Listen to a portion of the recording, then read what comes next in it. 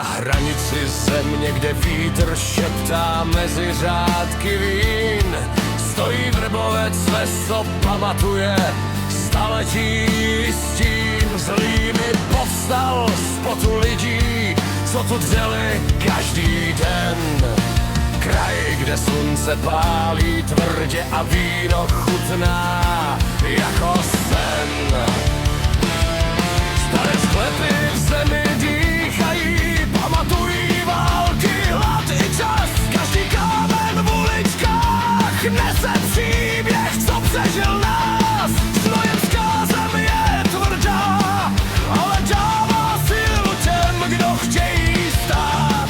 Vrbovec, ves, co nikdy nepadla, i když svět se hroutil krát. Vrbovec, země vína, země krve, země bouří, kde kořeny drží pevně, i když noc se bouří. Z hlíny povstal, z potu lidí, z práv starých dnů, ves, co přežila věky a pořád stojí v hrobu snů.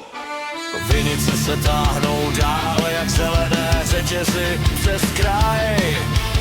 Každý hrozen nese příběh, každý doušek starý ráj. Lidé tu znají práci, co bolí, ale dává sílu žít.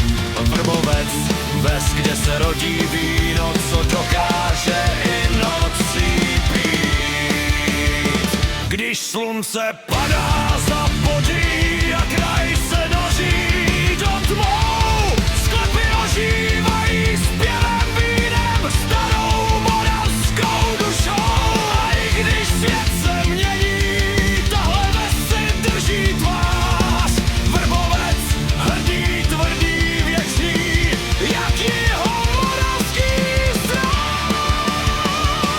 Vrbovec, země vína, země krve, země bouří, kde kořeny drží pevně, i když noc se bouří. Z hlíny povstal, z potu lidí, z práv starých dnů, ves, co přežila věky a pořád stojí v hrobu snů.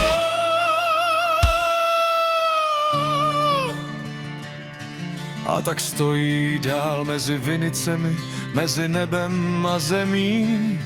Vrbovec, ves, co přežila všechno, co lidé nazvou dějmi.